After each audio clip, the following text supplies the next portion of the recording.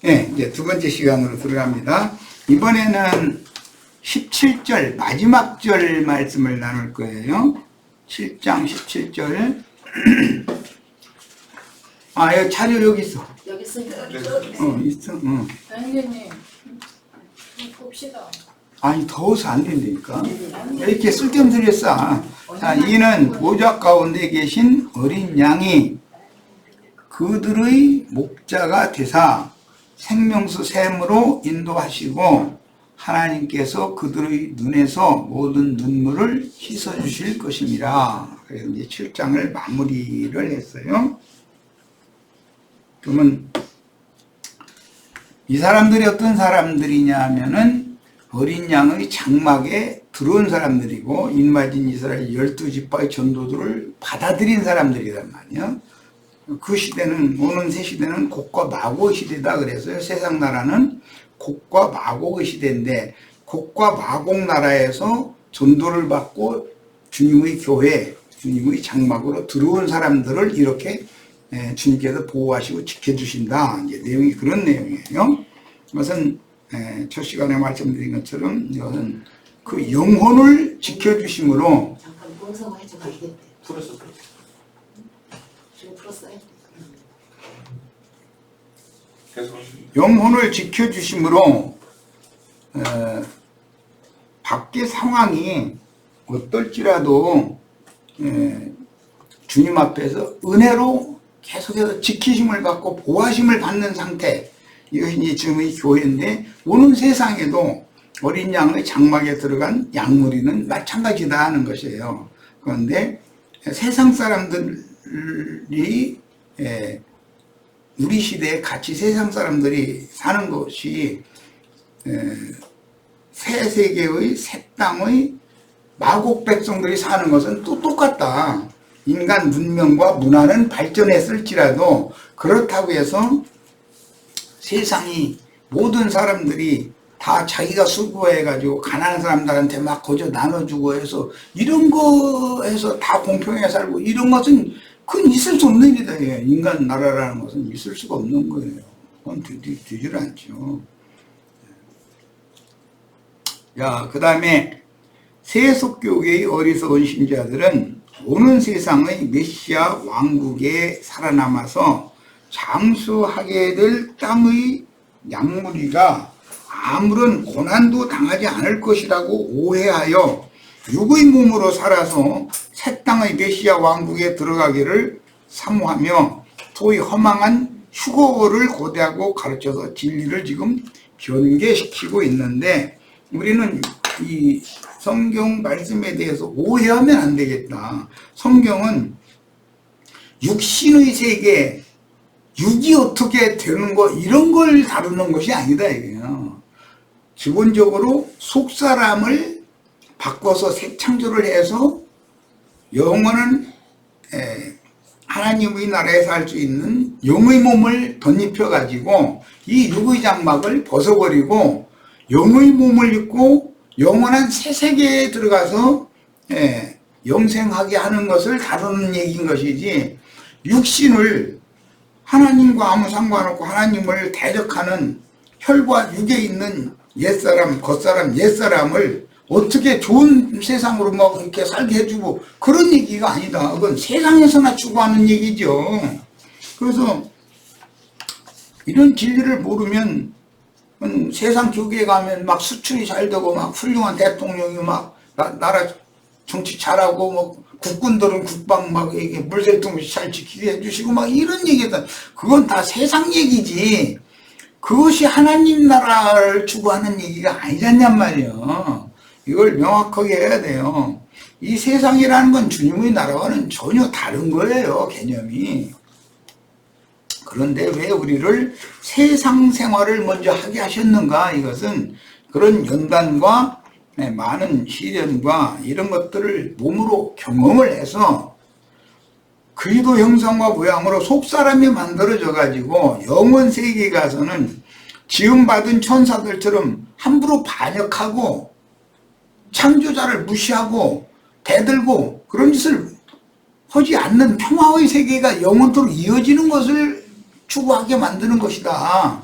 그러니까 성경을 기독교계가 너무 오해를 한 거예요. 한편에서는 영적인 거 추구하는 것 같은데 실제 그들의 믿음을 보면은 세상사를 추구하고 육신의 일을 자꾸 도모한단 말이야. 자, 육의 몸을 입고 이 생에 생존한다는 것은 고난의 연속이며 눈물을 흘려야 할 일들을 반복해서 만나게 마련이지만 성도들의 모임인 주의 장막에서 생명수로 공급하심으로 영혼이 보호를 받고 지켜주심을 받는 것이다. 그래서 온전케 된 속사람이 위로부터 오는 처소로 영의 몸으로 덧입혀지면 그때 이 육의 장막과 이 세상을 떠나서 새하늘과 새 땅을 새로 창조하신 주님의 새 세계에 들어가서 그 새 세계를 상속받는 것을 추구하는 것이 신앙생활인 것이다 하는 거예요. 그러니까 육신의 몸으로 뭐 사는 동안에 육신의 일들이 뭐가 잘 되고 이런 걸 가르치는 것은 이것은 굉장히 혼란스러운 사람을 만들어버리는 거예요, 오히려. 그렇다고 육신의 일들이 잘 못 되라, 난 이걸 말하는 것도 아니에요. 평안한 가운데서 주님을 잘 섬길 수 있다면 그보다 더 준 일이 어디가 있겠어요. 그런데 진리를 잘못 가르쳐 놔버리면은 혼동해버리기 때문에 육신의 일이 쏠락쏠락 뭔가 잘 되면은 그것이 예수 믿는 도라고 이렇게 오해를 하니까 내가 이게 자꾸 반복하는 거예요. 오해가 없기를 바래요. 주님은 이 생에 살면서 주를 섬기는 자기 백성들의 영혼을 위하여 새 예루살렘의 낙원이 되어주시되 육신의 몸을 위해서는 어떤 시대 어떤 상황에서도 낙원이라는 게 있을 수가 없는 것이다. 육신의 낙원이 어디가 있어요? 지상낙원 그래서 왔는데 지상에는 낙원이 없어요. 정신세계가 낙원이 되는 것이지. 그래서 그 10편, 그 45편 거기에 보면은 하나님은 무슨 하나님은 극락의 하나님이다. 극치의 기쁨을 누리게 해주는 하나님이다라는 거예요. 그런데 육신의 몸이 어디 하나님 나라에 가서 육신의 몸이 극락을 누리겠어? 어떻게 해야 극락을 누려 육신이? 돈 많으면은 아까 얘기한 것처럼 뭐 VIP들만 다니는 그런 매장에 가서 핸드백 열고서 돈 꺼내가지고서 그 종일 서 있는 불쌍한 아가씨한테 집어던져가면서 그지 더 행복할 것 같아 그게? 그게 행복이라면 차라리 이 세상에 살지 마는 게 나아. 그런 걸 추구한다면. 염소무리는 세상의 영이 지배하므로 이 세상을 낙원으로 고대하여 일생을 세상의 영에게서 벗어나지 못하고 중로로 타다가 죽은 후에는 마귀와 그 사자들을 위하여 예비하신 영영한 불에 들어가도록 이미 심판이 선고가 되어져 있다 이거예요. 그런데도 심판을 빨리 집행하시지 않고 오래 참으시면서 이방인의 충만한 수가 찰 때까지, 그 다음에는 이스라엘 12지파가 회복된 이스라엘 12지파의 또 충만한 수가 찰 때까지 오래 기다리시는 것은 하나님이 당신 자신의 형상과 모양으로 만들어 놓으신 부활 승천하신 예수 그리스도의 형상과 모양으로 많은 수를, 충만의 수를 만들어서 재창조하고 만들어서 그들과 함께 영생 복락을 누리고자 하는 것이 하나님의 깊으신 뜻이기 때문인 것이다 하는 거예요. 하나님은 왜 이렇게 세상 나라를 오래 참고 기다리시는가? 이것은 구원 얻을 자의 충만한 수를 채워야 하기 때문인 것이지 세상 나라를 용납해서가 아닌 거예요. 여호와를 견고한 도피성 힘으로 삼는 성도는 세상의 빈천한 자들이나 믿음에는 부요한 자들이며 견고한 성, 내 주는 강한 성이요 이런 찬송, 이거 찬송을 그렇게 부른다고 해서 주님 자신이 그 도피성이 되어주는 것이 아니라 믿음에 부유한 사람이 되어야만 되는 얘기다 이 말이에요. 이것은 세상에 돈이 많다든지 뭐 무슨 세상에 큰 권력을 가지고 있다든지 그렇다고 해가지고 그가 도피성에서 안전히 보호받는 사람이 아닌 거다 이 말이죠. 세상에서 아무리 성공을 해도 육신적인 일은 다 소용없는 거예요, 결과적으로는. 그렇다고 육신적으로 막 다 가난하게 살고 못 배우고 뭐 밑바닥에 막 물림을 받으면서 살아야 되고, 난 그거를 하라는 것이 아니단 말이야. 재물이나 권력이 그들의 성이 되고 세상 나라를 그들의 지상낙원으로 고대하지만, 사실은 육신의 세상에는 낙원이라는 게 있을 수가 없는 것이다. 육신의 세상에 낙원이 있었던 것은 에덴 동산에 잠시 있었던 거예요. 그런데 에덴 동산을 사람들은 자꾸 회복해야 된다고, 에덴 동산으로 돌아가야 된다고 이런 걸 전하는 목사들이 꽤 많아요. 우리는 위에 있는 에덴에서 나와가지고 연단 과정을 거치는 동안에 주님이 함께 하셔서 그를 이끌어서 위에 있는 예루살렘에 데려가는 걸 추구를 하는 것이지, 에덴 낙원을 추구하는 게 아니라 위에 있는 하나님의 낙원에 들어가는 걸 추구하는 거예요. 에덴에서 나와서 에덴으로 돌아갈 바에는 뭘 나고 나와? 애굽에서 나왔다가 애굽으로 돌아가? 그게 무슨 놈의 신앙이요. 약속한 안식에 들어가야 되는 것이지, 가나안 땅에 들어가야 되는 거지. 예. 사후에는 세상의 영에게 연합된 그들의 영혼이 꺼지지 않는 불에 던져지는 것은 너무 당연하다. 세상의 이 육의 낙원을 추구하고 육신이 죽지도 않고 막 육신이 죽은 세상에서 막 천세수를 누리고 막 영원히 와주고 이제 막 이런 거는 그 완전히 마귀에게 지금 속고 있는 거단 말이에요. 지금 진리를 완전히 바꾸는 거예요, 기독교계가. 그건 있을 수 없는 일이에요. 에덴 동산에서 나왔는데 에덴 동산으로 다시 돌아갔는데, 뱀이 거기에서 새끼들을 쳐놓아가지고 뱀의 왕국이 돼 있는데 거기 다시 돌아가서 뭘 어떻게 하자는 거예요. 애굽에는 그건 바로 왕국인데 세상 나라잖아. 거기서 출애굽을 시켰으면 애굽으로 다시 돌아가면 뭘 어떻게 하자는 거예요. 다시 바로한테 잡혀가서 종로로 서자는 거예요. 그럼 말이 뭔가 진리를 바르게 이게 전하고 바르게 깨닫는 게 얼마나 중요한가 이 말이에요. 진리 지식이 없으면 망하는 거예요. 그래서 이 생에서 어떤 예수를 믿느냐, 어떤 복음을 듣느냐, 어떤 영으로 그의 인격을 형성하는 신앙생활을 하느냐라는 게 이렇게 중요한 문제인 것이다. 이사야 4장 3절로 6절 인용구를 읽습니다. 시온에 남아있는 자, 예루살렘에 머물러 있는 자, 곧 예루살렘에서 생존한 자 중 용명된 모든 사람은 거룩하다 칭함을 얻으리니, 이는 주께서 그 심판하는 영과 소멸하는 영으로 시온의 딸들의 더러움을 씻으시며 예루살렘의 피를 그 중에서 청결케 하실 때가 됨이라 그랬어요. 예루살렘이 적국에 의해서 무너지고 멸망을 받지만, 그런데 거기에 남은 자가 있다는 얘기잖아요. 지금 생존한 자, 목명된 자가 거기에 있는 거예요. 자, 그런데 이것이 우리의 신앙 이후에 회복될 성전을 수리하는 얘기부터 오늘 시작을 했는데, 회복될 교회가 어린 양의 장막에 들어간 양무리를 통해서 회복이 될 것에 대한 예언이고, 그들은 남은 자가 되는 거다 이거예요. 자, 그러니까 반드시 우리가 어떻게 온전한 사람을 이루는 것도 당연히 이건 추구를 해야 되는 일이고, 남은 자들을 위해서도 우리가 뭔가를 일을 해놓고 떠나야 되는 것이다 이 말이야. 세상에 우리가 육신의 부모도 세상에 자기가 사는 동안 성공하기를 위해서 부단히 노력을 해야죠. 그러나 자기 후손은 망하건 말건 자기만 성공하면 된다, 이런 생각이면 뭐야. 내가 조금 뭔가 부족하게 될지라도 내 자손이 잘 되게 하는 것을 위해서 수고를 해야 되는 건 너무 당연한 일인 거예요. 그건 생명률이거든. 네.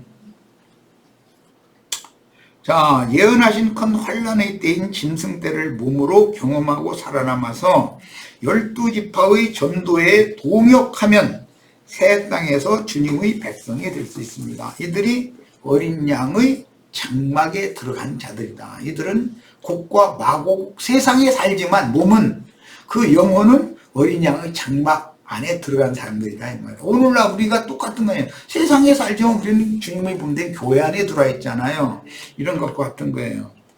여호와께서 그 거하시는 온 시온산과 모든 지폐 위에 낮이면 구름과 연기, 밤이면 화염의 빛을 만드시고 그 모든 영광 위에 천막을 덮으실 것이며 그랬는데, 이게 이제 소막 생활을 할 때는 천막을 이렇게 치고 거기다 나뭇가지로 이렇게 덮는 얘기를 이제 지난 시간에 이미 말씀 나눴어요. 그 천막이 있어서 낮에는 더위를 피하는 그늘을 지으며 또 풍우를 피하는 숨는 곳이 되리라. 그럼 천막 속에 들어가면은 해나 아무 뜨거운 기운에 손상을 받지 않는다 이 말인데, 그 천막이 예수님 자신을 말한다 이 말이에요. 주님이 이 땅에 오신 것은 자기 땅 자기 백성들을 불러내서 특히 유대교인들에 의해서 배척받던 배단위 사람들, 문둥이, 유출병자 이렇게 소외당한 사람들, 저주받는다고 생각하고 있던 그 사람들을 불러서 당신이 그들을 위한 천막이 되어주러 오신 것이다 한 말이야. 말씀이 오시는데 우리 가운데 거하심에 은혜와 진리가 충만하겠다 그래서 이 번역이 너무 미흡하다는 거 아까 내가 그래서 말씀드린 그게 장막을 쳐주셨다는 거예요. 거하심에라는 게 원은 천막을 쳐주셨다 그런 뜻이에요. 그건 해나 아무 뜨거운 기운에 풍우를 피해를 받지 않도록 그 영혼을 지켜주러 오신 것이다 한 말이에요. 부서하신 영혼들을 그런 개념이에요. 메시아의 지상 왕국에 대한 예언인데, 하나님과 어린 양을 진노하시는 그 큰 환란의 때는 주님이 복음서에서 예언하신 온 지구상에 임하는 날들이며 교회 시대의 끝에 재현될 짐승 때요 땅에 사방 바람이 부는 때이다.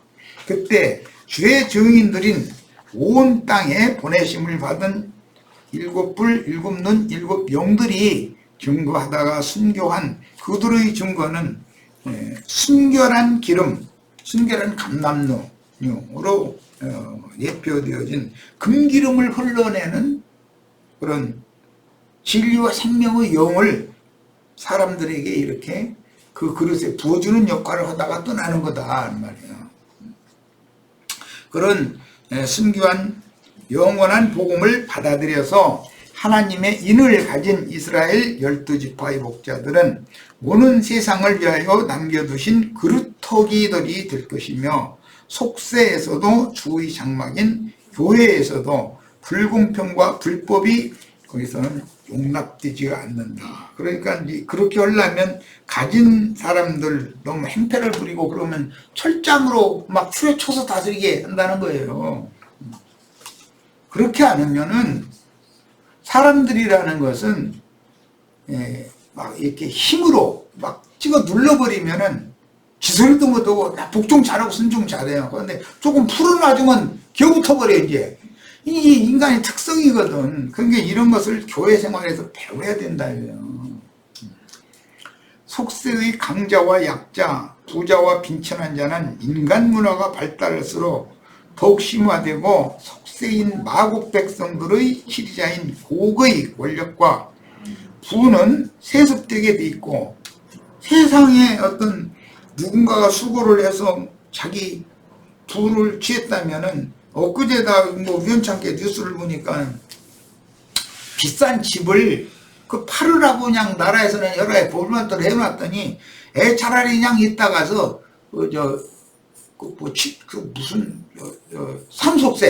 상속세를 많이 내더라도 애 손자한테 줘버려. 아들한테는 집 2채나 줬으니까 또 손자한테 또 줘버려. 차라리 그게 낫다고 생각한다는 거예요. 국가에다가 세금 내느니, 응?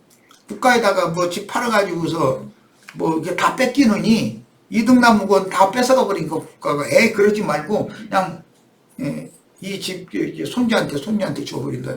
그러고서는 그 상속세가 오히려 그런 사람들을 위해서 너무 싸다는 거예요. 그러니까 그게 낫다고 생각하는 거죠. 이 짓을 한다는 거예요.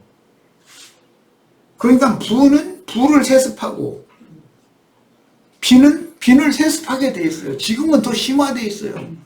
내가 자식 기를 때만 해도 서울대학교 스스로 공부만 잘하면 서울대학교 들어갈 수가 있었어. 그런데 지금은 강남 3구 사람들이 98% 차지했대잖아요. 나머지 2%가 전국에서 모여도 2% 안에 들어가려니 경쟁이 얼마나 더 세.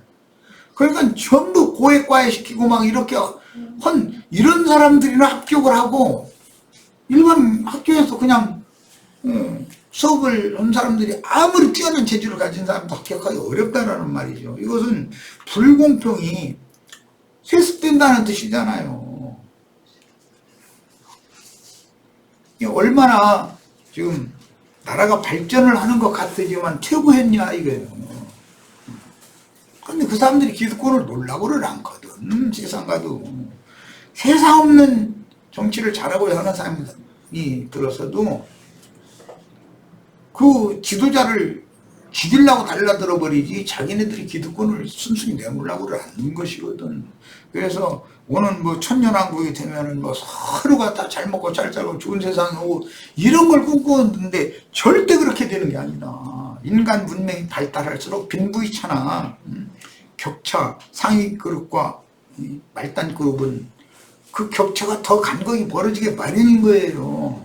왜냐하면 따라붙들 못하니까. 문명이 발달하면 아까 얘기한 것처럼 아이 뭐 컴퓨터 이거 아무것도 아닌데 뭐 또 나 저 위층에 있는 컴퓨터가 뭐 저 USB 인식을 요즘 갑자기 못해요. 그래서 이제 그 어떻게 이 치료를 해서 고치나 싶어가지고서 서서 넣고 봤더니 아니 7단계까지 끌고 나가더니 나중에 아직도 조금 남았으니까 좀 컴퓨터 끄지 말고 따라와서 하라고. 이러고 앉았더니 사람 죽어 있는 거고.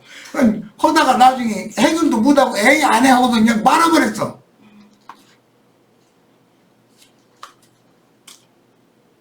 그건 따라붙기가 어렵거든. 그걸 전문으로 하는 사람들한테 맡기면 돈 몇만 원씩 줘야 되는 그걸 빨리 USB 가서 새로 하나 사는 게 낫지.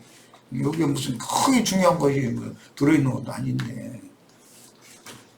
이렇게 따라붙기가 어려운 거예요. 그러면 당연히 뒤처지는 거지. 뭐 도태당할 수밖에 없는 거지. 문명이 발달한다 해서 다 잘 산다는 그런 생각을 꿈꾸면 안 돼요. 육신적인 것을 말하는 것이 아니니까. 그 천년이 차기까지 하나님의 인으로 하나님의 종들로 쓰실 신앙이 회복된 이스라엘 12지파는 교회 시대의 종결기의 마지막 나팔인 영원한 복음을 증거하던 증인들이 받은 영을 받게 마련이다. 영은 영을 낳는 거다. 후세대에게. 이미 증인들에게 나팔 소리를 들었으나 거룩한 성 새 예루살렘에 들어가지 못한 자들에게 두 번째 기회를 주시는 주님의 안배에 따라서 회개하고 돌이켜 어린 양의 피로 옷을 빨아입고 주의 이름으로 오시는 이를 영접함으로 주님이 쳐주시는 신령한 장막에 들어가서 이곳저곳에 거룩한 모임을 세우고 주를 섬기게 되는데, 이게 이제 중요한 것이 많은 열방에 전파를 하면 각 나라와 각 성에 교회들이 세워질 거 아니에요. 그럴지라도 그리스도의 몸은 하나다 이게요. 한 하나님, 한 주, 한 성령 안에서 한 몸을 세워야 되는 것이지, 나는 장로교단 세운다, 나는 침례교단 세운다, 이런 식으로 나는 내 교회 세운다, 이런 식으로 한다면 그것은 해를 입은 이족의 여자로 상징된 우리의 어머니, 회복된 교회를 세우는 이상이 없는 사람이다 이거요. 그게 다 반역자들이다 이거요. 그게 무슨 교단 세우고 그게 또는 또 자기 독단적인 교단 하나 새로 해가지고 신학교 새로 하고 뭐 이렇게 하는 것은 이게 하나님의 뜻을 모르는 사람들이 하는 짓인 거다. 이미 하나님은 성령이 하나 되게 하신 것을 힘써 지키라 그런 것이지 너희가 하나를 만들어라는 말도 아닌 것이거든.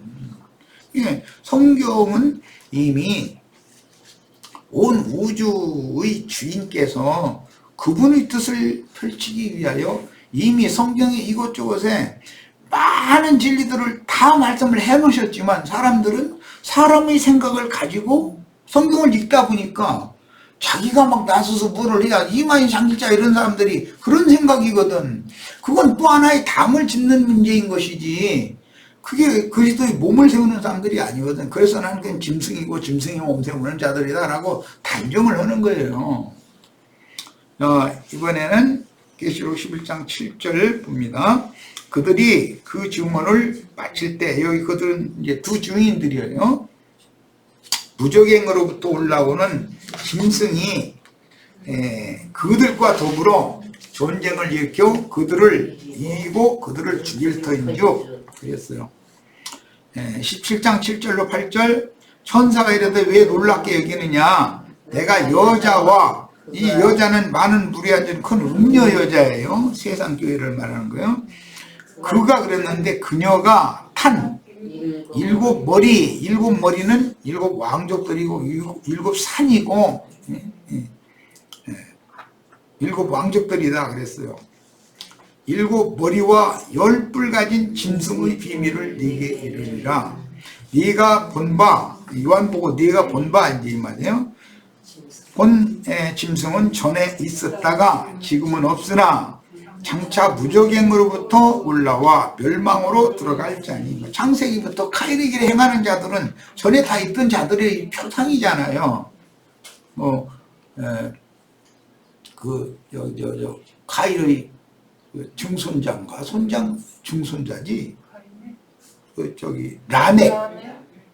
라멕의 또 뭐 증손자가 되니까 바벨왕 님로 이런 식으로 이게 계속 이어지거든.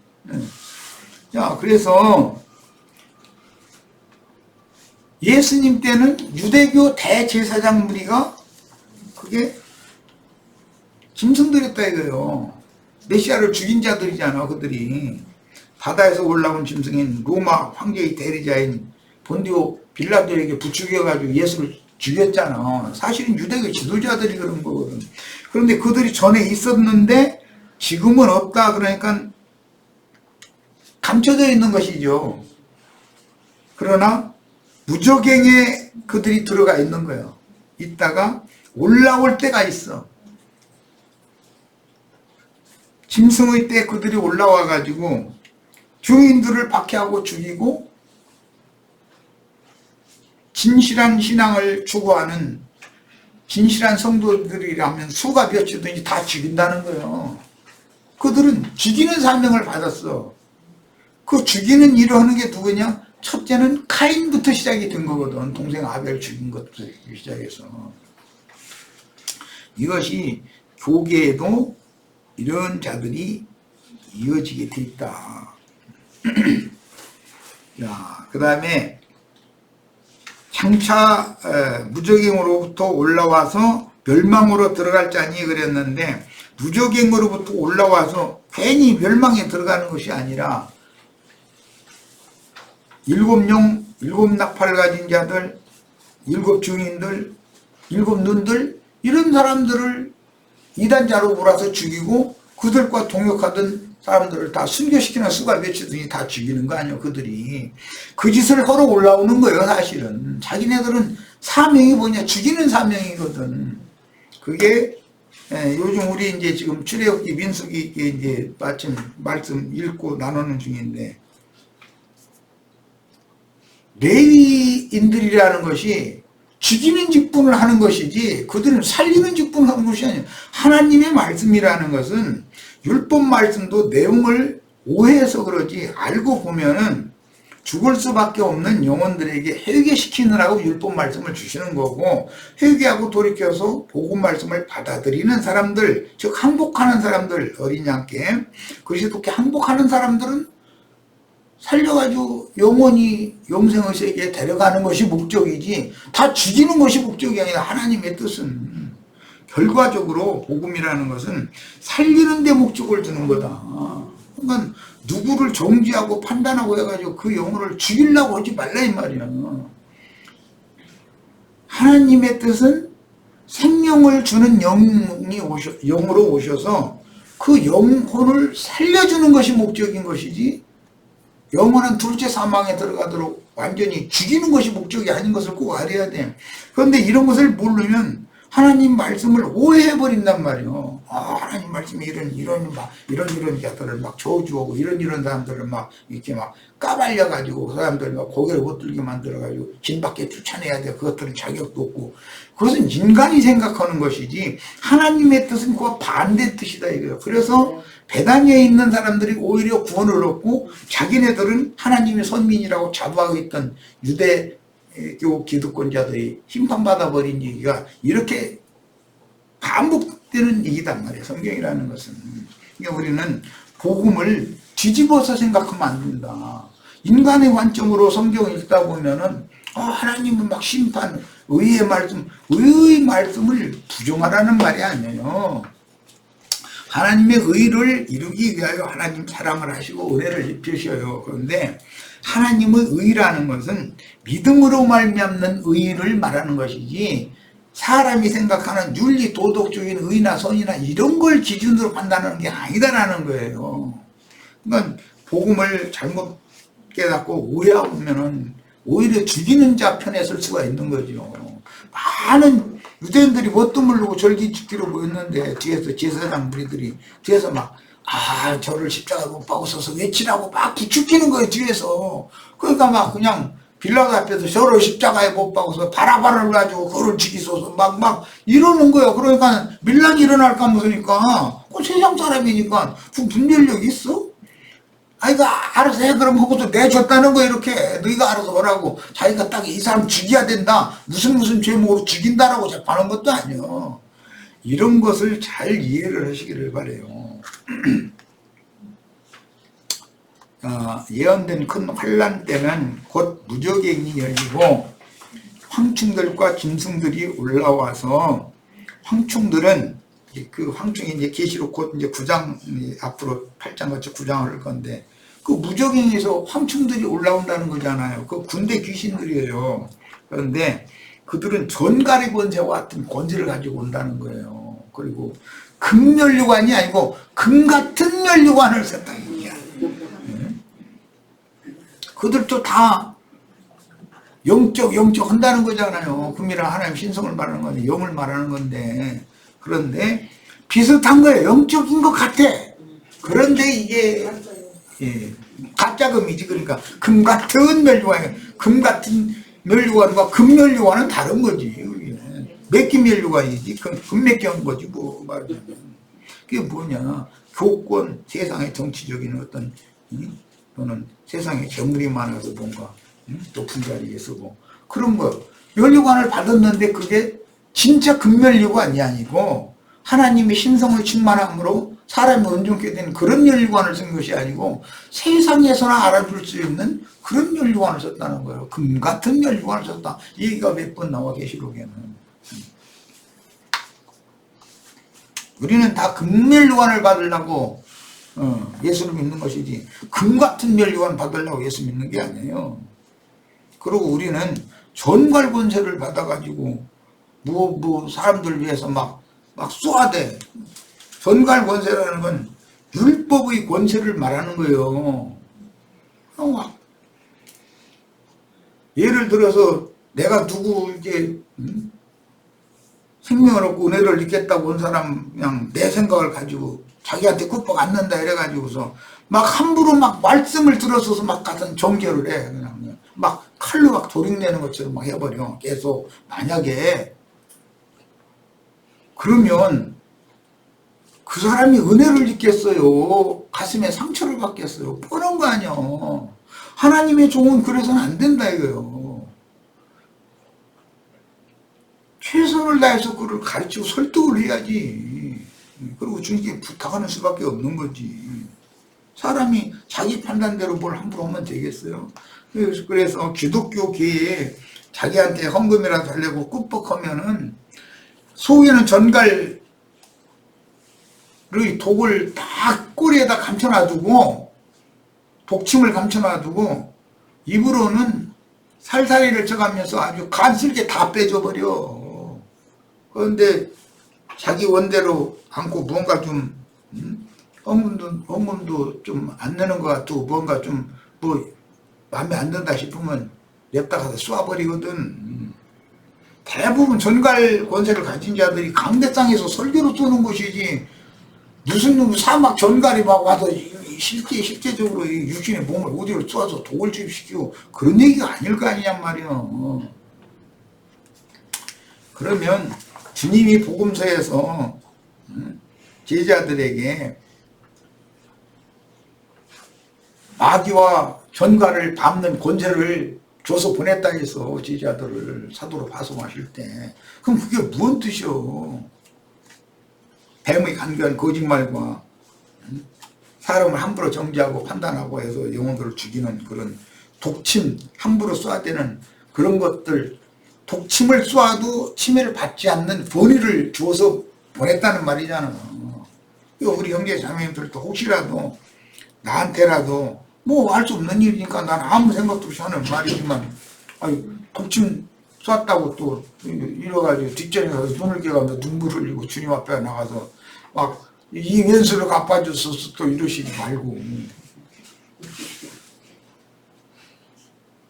자, 땅의 짐승들은 주위 주민들을 괴롭히고 죽일 것이며 주민들을 따르는 신실한 성도들의 피를 흘려서 추수되게 해줄 것이나 그들은 첫째 부활로 살아나서 그 천년의 차기까지 오는 세상을 새하늘과 새 땅이에요 다스리게 될 것입니다. 오른편 양들은 증인들이 영원한 복음을 전파하기 위하여 생명을 내놓고 전도할 때 찬물 한 그릇이라도 대접한 자들이라고 하셨으니 여기 찬물 한 그릇이라는 말씀은 사마리아 여자에게서 주님이 생수 나에게 물 좀 한 그릇 달라고 그랬죠. 그런데 그 영혼을 주님의 말씀을 믿음으로 자기 자신의 영혼을 주님이 잡수시게 내드린 걸 상징하는 말이에요. 이게 비유요. 파장마당에서 뭐 얼음냉수 뭐 이런 얘기 나오면 이게 뭔 말인가 잘 이해를 하셔야 돼. 자, 현세를 종결하기 위해서 보내신 증인들의 전도를 이미 받은 신자들이다. 말씀을 모르는 신자들은 오는 세상에 그루터기로 남겨질 수가 없는 거다 이거예요. 그들의 증거가 기독교계의 왕족들의 거짓말보다 더 정확한 하나님의 말씀이라고 인정하므로 하나님이 보낸 선지자로 인정하던 사람들이나 목자를 칠 때, 즉 증인들이 박해를 받을 때 흩어진 어린아이 신자들이요 이 생에 살아남아서 구원의 기회를 다시 주실 때 증인들이 전파하던 예수를 주와 그리스도로 확실히 믿는 사람들이다. 항상 주님이 목자장으로 오셨을 때 그 목자장을 치면 양머리가 흩어졌어요. 예수님이 잡혀가고 죽임당할 때 제자들은 다 흩어졌어요. 그러나 주님이 성령이 되신 이후에 다시 모으시잖아요. 그들을 또. 그래서 그들은 남은 자들을 위해서 사역을 한단 말이에요. 이런 일은 반복되게 돼 있는 거다. 시대가 바꿔질 때마다.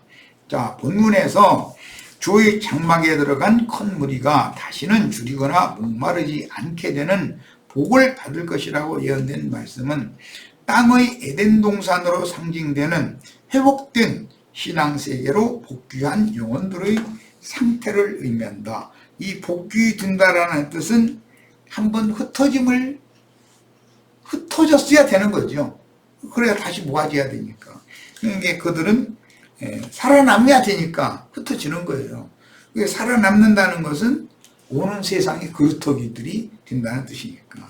자, 그 실제는 오는 새 세상에서 실현될 것이며 남은 자들을 위하여 주님이 친히 장막이 되어주신다는 뜻은 회복될 성읍을 불성곽으로 지켜서 안전한 거처가 되어주시되 양무리의 모임들을 세워주신다라는 뜻입니다. 그들을 다시 모아가지고 또 파송을 하면 교회들이 이것저것에 세워지게 되는 거죠. 이들은 회개할 기회를 2번 주셨을 때 늦게 믿은 자들이며 주의 장막에 모여서 주님의 구원을 찬송하며 영광을 돌릴 자들인데 끝까지 신앙을 지킨다면 이들 중 14만 4천은 영세에서 어린 양의 아내 자격을 얻을 수가 있습니다. 여기 끝까지 그 신앙을 순결한 신앙을 지키는 여부라는 것은 그 천년이 찬 후에 곡과 마구의 전쟁을 일으키게 해가지고 시험을 또 할 것이기 때문에 끝까지 믿음을 지키는 게 이렇게 중요한 거예요. 나머지 양들은 그 오신 보좌의 심판대에서 영세의 백성이나 영렬의 불못에 던져질 자로 최후 판단을 받게 되며 그 천년이 차면 구원하실 영혼들이 찼으므로 인간 나라의 경영은 이제는 끝나는 거다. 그 천년 이후에는 구원을 하시기 위하여 세상에 남을 자들 얘기가 더 이상은 기록되지 않으니까, 그러니까 주님의 완성된 구원의 종결점이라는 건 그 천년이 차면 구원 얻을 자들을 다 채운다라는 것을 알 수가 있는 거다는 거죠. 그 이후로 뭐 육신을 입은 인간들이 계속 더 이어져 나갈 거냐 이런 질문하는 분들이 있어요. 그건 성경에 없는 말이기 때문에 나 대답을 할 수 없어요. 있을지 없을지. 그러나 나는 주님께서 그런 유구 인간들을 더 이상 세상에 남겨둘 필요가 없다고 생각하시면 그걸로 끝낼 거라고 생각하는 사람이지 유구 인간들이 계속 이어질 거라고 난 믿지 않아요. 자, 인자 예수님이 세상에 오셨을 때 주님의 제자들을 위하여 장막인 교회가 되어 주셨던 것과 같이 오는 천년 왕국에서도 큰 환란에서 나온 남은 무리를 위하여 장막이 되어 주시니, 이게 양들을 위해서 주님이 어린 양의 장막이 되어 준다. 해나 아무 뜨거운 기운에 해를 받지 않고 생명수 샘물에 위해서 그들을 보호해 준다. 이렇게 말씀을 오늘 우리가 17절에서 읽었어요. 인자 예수님이 세상에 오셨을 때 주님의 지지자들을 위하여 장막인 교회가 되어 주셨던 것과 같이 계시록에는 하늘 장막 얘기가 참 많이 나와요. 하늘에 거하는 자들이 하나님의 장막이다. 이래요. 결론적으로는 오는 천년기의 왕국에서 큰 환란에서 나온 남은 무리를 위하여도 또 장막이 되어 주신다. 장막이라는 건 현세의 교회와 같은 개념이에요. 그들은 주의 이름으로 모여서 성도의 모임에서 영혼이 보호를 받고 지켜주심을 받게 된다. 오늘 이제 여기까지 하겠습니다. 남은 자료는 다음 수요일 날 이제 계시록의 그 전체를 마무리를 하고 8장으로 연결하는 메시지를 새로 해드리고, 요 남은 부분 1시간에 요 남은 부분을 말씀을 나누도록 할 겁니다. 자, 마칩니다.